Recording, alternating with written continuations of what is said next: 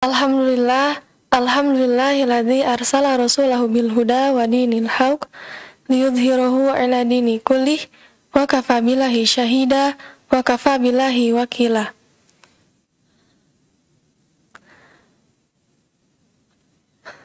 Asyhadu an la ilaha illallah wa asyhadu anna Muhammadar Rasulullah. Allahumma sholli 'ala Muhammad wa 'ala ali Muhammad. Segala puji bagi Allah. Alhamdulillah kita masih bisa berkumpul di tempat yang insya Allah penuh keberkahan ini. Teman-teman, ikhwan akhwat, sahabat Al-Quran yang ada di rumah atau ada dimanapun, Assalamualaikum warahmatullahi wabarakatuh.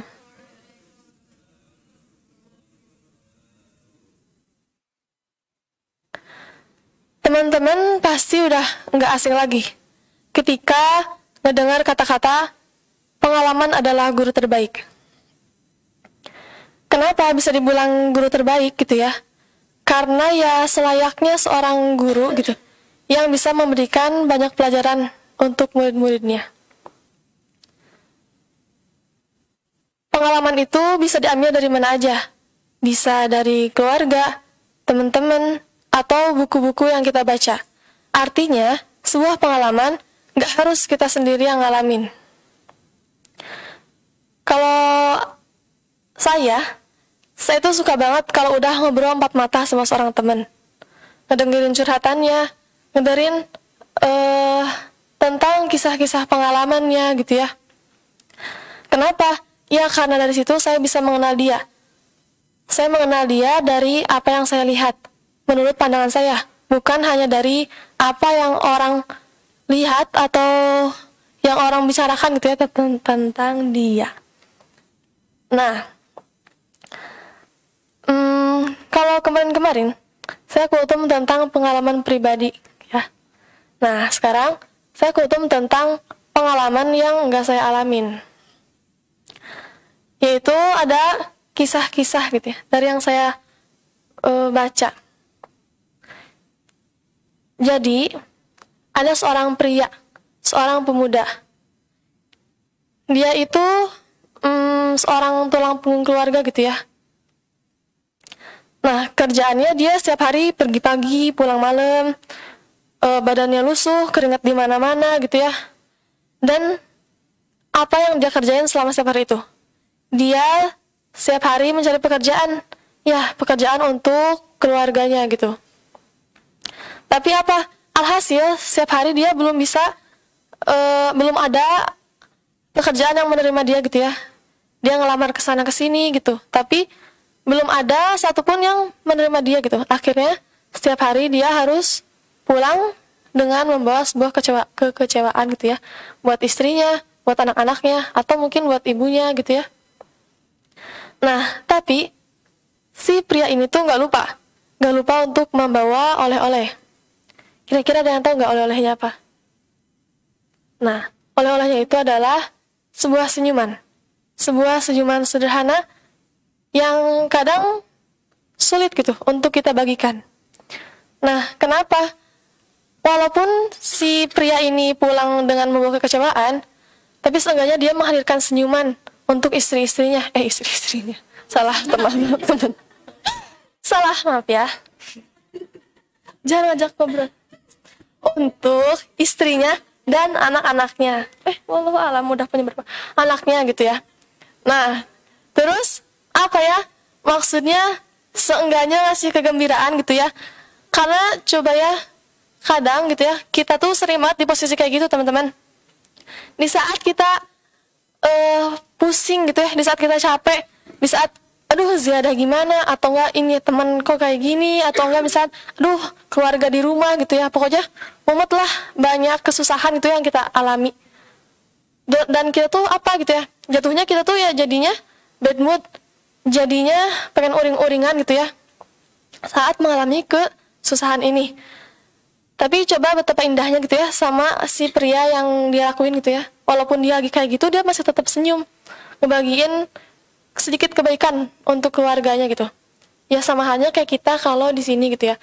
Pastilah maksudnya semua orang tuh punya masalahnya masing-masing gitu ya. Nggak ada orang yang lempeng-lempeng aja. Bahkan dengan masalah itu ya Allah tuh ingin ngedeketin kita sama Allah gitu ya. Nah, tapi respon kita gitu ya. Karena kalau kita uring-uringan, kita bad mood, itu artinya kita apa? Alhasil kita itu memaksa orang lain untuk mengerti kita. Padahal di saat itu juga kita tuh nggak mau mengerti sama orang lain gitu. Coba lucu nggak ya? Enggak kan ya? Yang ada egois gitu ya namanya. Jadi sebenarnya kebaikan itu banyak ladangnya gitu ya, banyak tempatnya. Kebaikan itu masih bisa kita lakuin walaupun keadaan kita lagi nggak baik-baik aja, teman-teman. Udah 15 menit? Belum. Kan belum 15 menit. Jadi lanjut. Jadi sebenarnya ada banyak cerita, boleh nggak? Nggak, 2 aja. Nah, cerita yang kedua itu cerita tentang ini bakal panjang. Apalah. Cerita tentang siapa sih yang nggak tahu Konstantinopel? Tahu kan ya semua? Nah, ini tuh salah satu cerita favorit juga ya. Cerita dari pengalamannya seorang Sultan Al-Fatih gitu ya. Yang pemuda, Masya Allah gitu ya. Keren, gagah. Bisa menaklukkan kota Konstantinopel gitu ya, yang segitu dahsyatnya. Nah, jadi ceritanya, ketika itu Konstantinopel belum ditaklukkan sama orang Muslim gitu ya.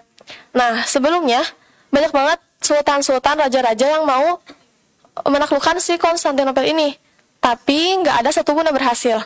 Kemudian lahirlah seorang Muhammad Al-Fatih, dan dia bermisi untuk bisa menaklukkan Konstantinopel. Kenapa? Karena beliau yakin gitu sama sabda Rasul yang bilang bahwa kelak kota Konstantinopel bakal ditaklukkan sama seorang Muslim gitu. Walaupun dengan perjuangannya yang banyak gitu ya, perjuangannya yang benar-benar Masya Allah gitu ya, melelahkan, sulit gitu ya, bahkan banyak hal-hal di luar logika yang dia lakuin gitu ya. Tapi ketika dia gagal gitu ya, apakah dia ngerasa, sabda Allah tuh kayaknya salah deh, tuh kan kayaknya susah deh, kayaknya nggak bisa deh? Apakah beliau kayak gitu? Enggak, teman-teman. Beliau tetap yakin bahwa iya, Konstantinopel pasti bakal bisa ditaklukin. Mungkin walaupun bukan sama aku, mungkin sama yang lain, tapi seenggaknya aku akan berusaha untuk menaklukkan itu. Dan hasilnya apa? Alhamdulillah banget ya. Sekarang kota Konstantinopel udah jadi maksudnya udah ditaklukin gitu ya sama orang Muslim. Karena keyakinan sama sabda Allah ini ya, sabda Rasul ini gitu ya. Nah, pelajaran yang saya ambil dari sini adalah ketika aku umur 20 tahun, ketika saya umur 20 tahun, saya itu nulis, saya mau belajar soal nikah gitu ya. Nah, terus nggak apa-apa ya cocokologi, karena maksudnya yang suka bola, cocokologinya ke bola. Yang suka kesehatan, cocokologinya kesehatan. Pokoknya apapun sebenarnya bisa kita cocokologiin ya, asalkan kita mau ngambil hikmahnya gitu ya. Nah, nikah gitu ya, apalagi teman-teman di sini udah pada dewasa gitu ya, pasti udah pada mulai kepikiran lah soal nikah gitu ya. Walaupun gak kepikiran, seenggaknya kita harus tetap belajar gitu ya soal nikah. Kenapa? Ya supaya enggak ngebet gitu ya. Karena ya nikah itu benar. Siapa? Karena ya nikah itu ya, nikah itu adalah ladang ibadah dan juga ladang bahagia gitu ya. Nah, kita tuh harus yakin sama ini, bahwa oh iya, nikah itu ladang ibadah dan juga ladangnya bahagia. Dan Allah tuh ngasih banyak banget kebaikan di dalam pernikahan ini gitu ya. Tapi bukan artinya kita harus ngebet untuk mendapatkan itu semua. Karena apa? Karena ya kita harus realistis juga bahwa nikah itu nggak mudah, bahwa nikah itu perlu banyak ilmu gitu ya. Buktinya apa? Coba banyak banget pengalaman orang-orang di sana yang mungkin belum berhasil dalam pernikahannya ya. Nah, apakah nikah itu salah? Ya enggak, bukan nikahnya yang salah, bukan pernikahannya yang salah. Karena justru pernikahan itu adalah ladangnya bahagia, ladangnya ibadah, ladangnya kebaikan gitu ya. Tapi mungkin ada yang salah dalam prakteknya, dalam individunya gitu ya, dalam menjalankan si pernikahan ini. Nah, terus kemarin juga kita kedatangan seorang tamu gitu ya, namanya Uni Dini.